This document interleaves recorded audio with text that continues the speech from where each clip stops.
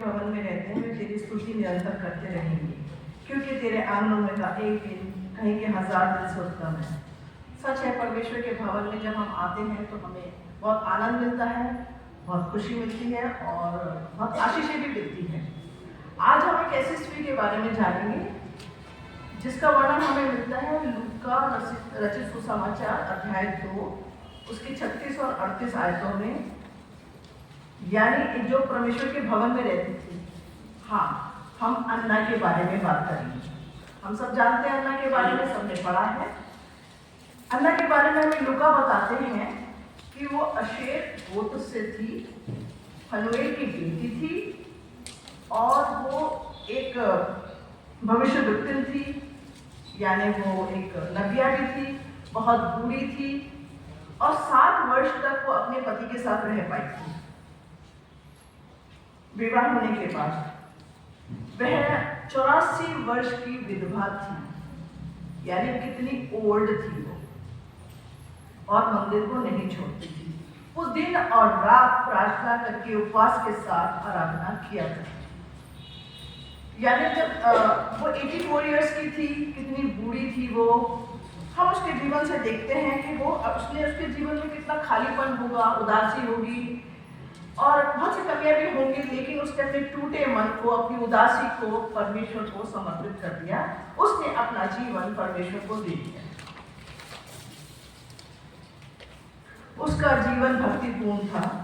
दिन और रात को उपासना किया करती थी, उसके साथ आराधना किया करती थी। अन्ना ने खुद को परमेश्वर को समर्पित कर दिया।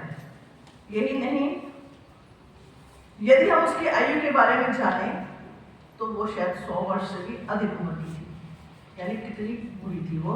लेकिन वो परमेश्वर के मंदिर में रोज आती थी, सेवा करती थी और परमेश्वर के भवन में ही काम करती रहती थी। और सबसे बढ़कर वो प्रभु यीशु मसीह उद्धारकर्ता के लिए बाट भी जो रही थी।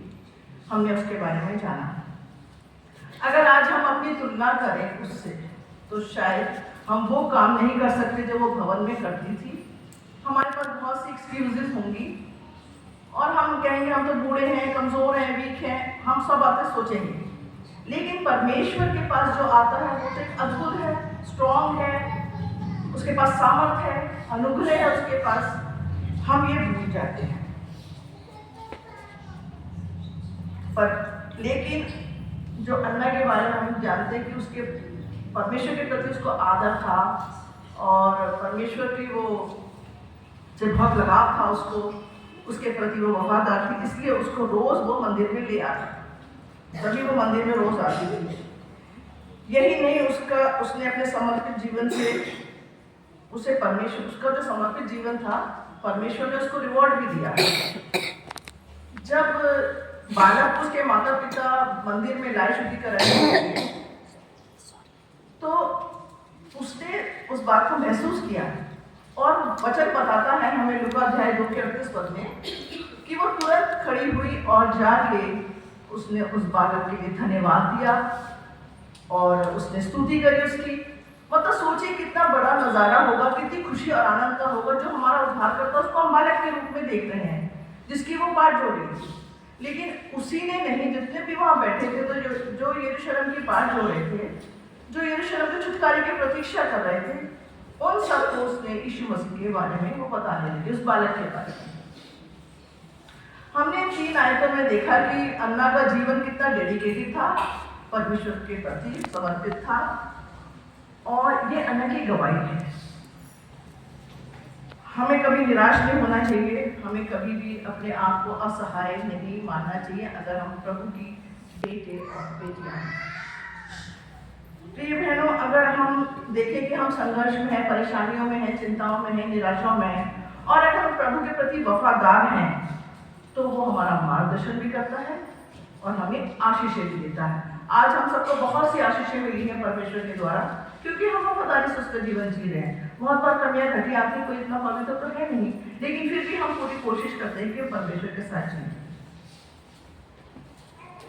अन्ना का न केवल पवित्रता और समर्पण का उदाहरण है, बल्कि हमें ये सिखाता है कि विश्वास में समय और धैर्य के साथ हमें परमेश्वर के महान उद्देश्य का भी हिस्सा बन सकते हैं। मतलब अगर हमारे अंदर धैर्य है, साहस, उसके समय का इंतजार है, तो हम बहुत कुछ कर सकते हैं।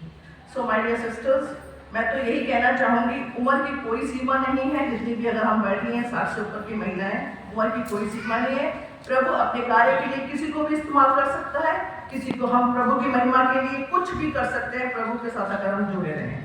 अंत में बस मैं यही कहूँगी, आजीवन हम आराधना करते रहें, भक्ति में लगे रहें, परमेश्वर के समय पर भरोसा रखें, ईमान में मजबूत हों और अपने एक्सपीरियंस को और प्रभु यीशु मसीह की गवाही को लोगों में बांटें, ताकि वो लोग भी आशीषित हो सके। Thank you.